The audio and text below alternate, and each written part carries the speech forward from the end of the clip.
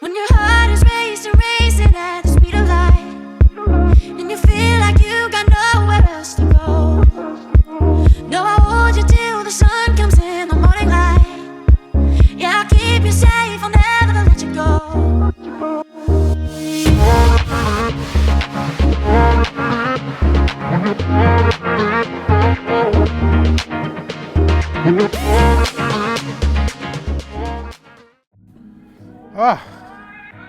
We're here at the Artisans of Barossa with the boys from Purple Hands Wines.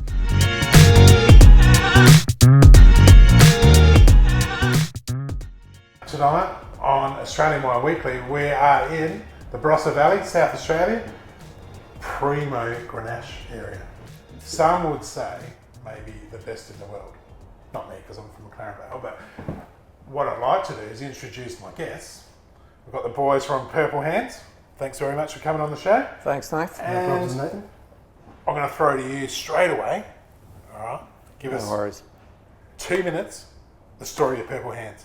2 minutes to story of Purple Hands. You can go longer if you like. No, well, it's all about Craig and myself. We are Purple Hands. Craig's a winemaker, and I tend to do all the other types of the back end stuff.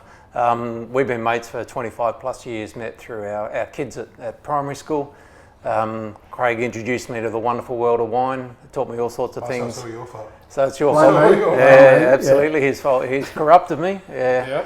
And then Craig planted his own vineyard in 2000, and then I could see, looking from the outside, a very frustrated winemaker who really wanted to do some different things and try some different things. So we got together, 2006. We hand-picked ourselves and crushed it and made a Shiraz up in his shed. And, so 2006 was the first. That was the first. Vintage? That was the start of it all. Yeah. How was it? Brilliant. Brilliant. Yeah. Don't have to say that. Just Well, we sold it to family and friends. We only made 100 dozen. You're pushing that. It wasn't brilliant. It was good, not brilliant. Not bad for a first crack. It was good for a first crack. They're only 6-year-old vines too, so when you look back, we had a good barrel and so explain the evolution of Purple Hands. We started making it in the shed. Where have we gone to from there? Well, at that particular time, I was working for another company, a larger company, and Really mention their name. Grant Burge. Oh, right, fine. Yeah, I was still a winemaker at Grant Burge, and I had a really good relationship with Grant, and he knew I wanted to do something myself and with Mark. Yeah. So he allowed us to produce and make in the cellar, and I knew that cellar extremely well, so it was valuable. Yeah. And so we've been making it there ever since. It's a great little setup, lovely concrete open top fermenters and basket press and a great cellar. So tell me the story. What does Grenache mean to you boys? That's the first thing I like to ask people. Like, is it? I think Grenache, Barossa Grenache, and to a degree McLaren Vale, always at each other, of course. Yeah, don't say anything else about them. No, they're good fellas down there, but we did knock them off at the Adelaide Wine Show this year. But right, we'll get into that. But look, it's something different out of the Barossa. We all know and love Shiraz, and I planted Shiraz, but Grenache had the opportunity to be something a little bit different for the Barossa. Yeah. More medium-bodied, fresh, crunchy style. It means a lot to us. It was our second wine we ever produced. We started with Shiraz. Our next wine, I think, was always going to be Grenache, and it's probably our favourite wine, to be I was really going to say, honest. is it one of your favourite varietals? It is. People sort of ask us that, and it's a bit like what's your favourite wine? You say, what's your favourite kid? Yeah. But, we do tend to fall back on Grenache because it's just such a versatile wine. Just drink every month of the year. It fits in with any sort of climate. This is actually the 21. The style has not changed a great deal for us over, 2009 was our first vintage. At that particular time, I must admit, there wasn't a lot of this style around. Right.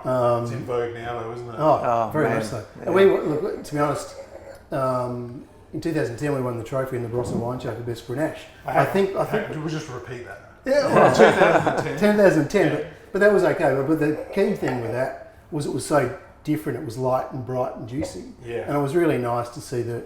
So you set the trend, did you? Look, well, you can claim it. Claim it until someone just claims it or something. That's all right. Yeah. So no, but that's the style we like to make, and the beauty of also the Barossa, we've got lots of old vines.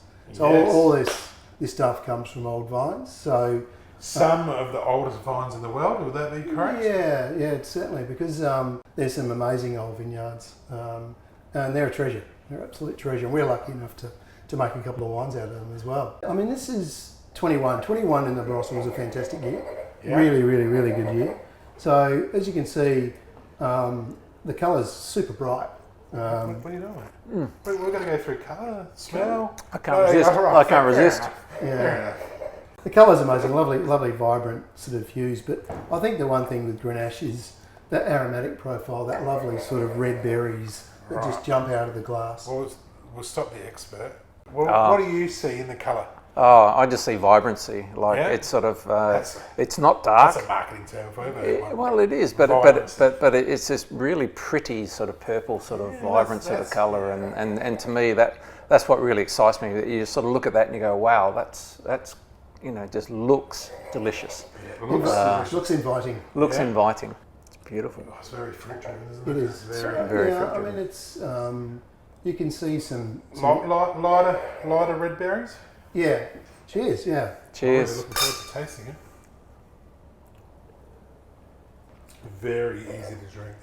So much fruit at the start. There's a bit of tannin there, though. There's about 30% whole bunch. So Right. the stems. That was going to be the next question. Yeah, the stems play How a do we part. make it? So it's done in open fermenters in concrete open fermenters with header boards. We find that towards the end of ferment you've got great control. So if you've got enough extraction and colour and flavour, just let it sit there and let it slowly tick out. So I mean, it's really good, and those whole berries add a bit of structure to it. Yeah, and it's dry enough to make you want to have another taste, isn't it? Yeah, absolutely. Oh, Yeah, which the it marketing invites team you always back. love, don't they? It invites you back for sure.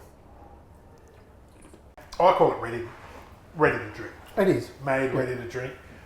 What could we lay it down for? We've had Grenaches, our own Grenaches that, that medium-bodied style that will easily live for 10 years. They just lose a bit of their primary fruit. Yep. They get a bit fleshier, a bit more interesting sometimes if you don't, because this is all about sort of fruit. Where would the punters watching the show, where can you buy it from? Well, we have distribution around Australia, so we're in Queensland and New South Wales, Victoria, Tassie. Tend to be in the independent chains like your, Booze Brothers and your Celebrations and your Sip and Saves and those sorts of things. Direct to consumer website, purplelandswines.com.au. Go straight there, click on the shop page, and then if you're in the Barossa, come in and sit in this beautiful building here. It is an amazing spot, isn't it? What about social media? Are you all over the social media? Yeah, we try and do our bit. Yep, Instagram, so the old handles, Purple Hands Wines. So this is our Planta Circa Grenache. Yeah. So tell me a little bit about the vineyard. Well, it's a beautiful vineyard just outside of Lindop that we sort of not stumbled across because we bought Grenache off of a guy called Jordan Zerk. He was looking after a vineyard across the road, and I knew about it, but we decided to sort of push our way in a bit, I suppose, because I knew it had some amazing Grenache and Shiraz and Cabernet on the block, and we thought we'd probably do it justice, and we offered to buy some, and he kindly allowed us to take it, and we've made wine since 2013 off that vineyard. Yep. And it's just a magnificent old vineyard. It's owned by the Chiazza family. It dates back to the mid-1880s, somewhere around there. That's amazing, isn't it? 1880. Yeah. Just the history's going through. Yeah. And there was no records of the vineyard really, so we actually got a historian who sort of does that sort of stuff. Yeah, right. And he found records of the grapes from that vineyard being delivered to Seppeltsfield in 1890. So what would the soil profile, what makes that vineyard so amazing? It's deep sand over clay, so quite suited to... Well, explain that to the layman. Well, basically, in the Barossa we've got mostly clay soils, the majority. Yeah. This has got about a metre sand blanket over the top of the clay. Why does that make it better? Look, I think for Grenache, it tends to become free draining for a start through the sand, and if you get, Grenache can tend to blow up a bit with too much rain and so forth. Yeah. But also reflects a bit of heat as well. So there's a few things, and also once those vines get some age and then get their root system into those clays, they've got a ready source of lots of nutrients, Yeah. and lots of water if they need it. To Yeah. work with something that's 140 years old, it's amazing, isn't it? Almost as old as me. All right, so a little bit darker in colour. Yeah. It's a couple of years older, this one. So this is a 19. This is a 19. All right, and was 19 a good vintage? It was a good vintage for Grenache, because it was a warmer vintage in the Barossa. And one of the things about Grenache is it loves warmth. Beautiful. On the nose, to me, it smells a lot stronger. Yep. But I'm still getting the fruit in there. Probably maybe a little bit darker. Yep. Berries. Yeah. Cheers.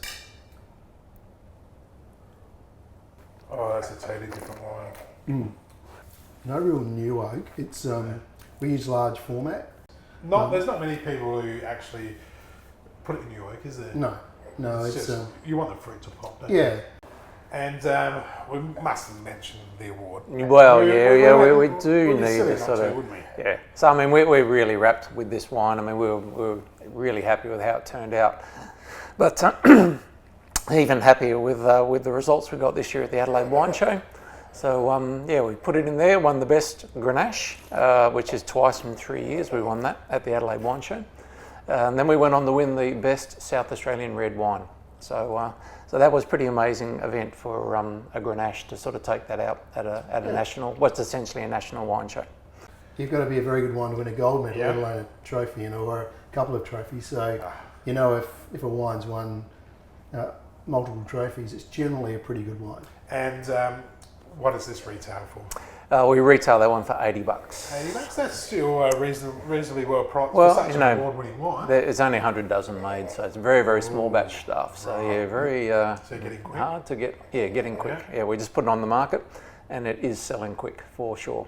So absolutely. So are we going to do a special for the viewers? What do we say? 20%. 20%? Yeah, that's a good deal, isn't it? That's an awesome deal. For a 2-pack? Or minimum 6? We can. Oh, absolutely. Got to be minimum 6 to ship it round. But that's why, isn't it? Yeah. Don't give away the fun, mate. That's right. No. Food's a big part of our show. It is. Yeah. What would you guys? Not what's on the tasting notes that someone's written for you, but what would you like to eat with it? With this wine, or Or eat it. yeah, I think you want something reasonably hearty with this wine. I think it's got the power and structure and aromatics to go with a bit of protein. I think that's what I'd be doing. So what are we going to pair with it? Well, Funny you should mention What have you that. prepared? What have we prepared? Obviously, the guys in the kitchens and the artisans of the Barossa have whipped something up for us. Whip something up for us, yeah. They've done a very good job there. We've done a very nice blade steak, some nice beans with, I think it is a anchovy sauce. Thank you. So This looks good. very, very nice. Yeah. I'm hungry. I really some did. beans. Got to give them a couple of beans. Thank you. Gotta get the Beautiful. taste profile, don't you? Yeah, absolutely. So how long have you guys been at the artisans of the Barossa for? We joined in January last year, Yeah. just before COVID hit, so that was very exciting when you're looking to open a cellar door. We opened a small wine bar down the road in Tanunda and operated that through 2020. So very much a go-to location in the valley. Opened this up in October, so 1st of October we opened this. The anchovy sauce works really well with that one. A little bit of saltiness works well with that sweetness of Grenache, I think. It does. To be honest, when I first had a taste of it, I was like, whoa, that's really salty. As soon as I had the Grenache with it, gone. Yep. So that is a great pairing. Quality steak. Very, very The nice. food here is amazing, isn't it? Unbelievable. Good. So, Chef Ryan, he does a great job. we'll give it. And the team, of course, and Paul and all the rest of them. So what an amazing wine. Great pairing. Awesome special. Beautiful. So I've got to say, fellas, you've totally outdone yourselves. And I'm starting to get swayed toward the Barossa. Oh, there we go. Things thrown You at me know this is on first. camera. No, I can cut. I can Yeah. cut. I just want to say thanks heaps for coming on the show. Oh, no I problem. really worries. appreciate it. Cheers. Absolute pleasure. Thanks for coming to Artisans and Purple Hands. Oh, man, I'll be coming back. Don't worry about Yeah, that. beautiful. When your heart is racing, racing. racing at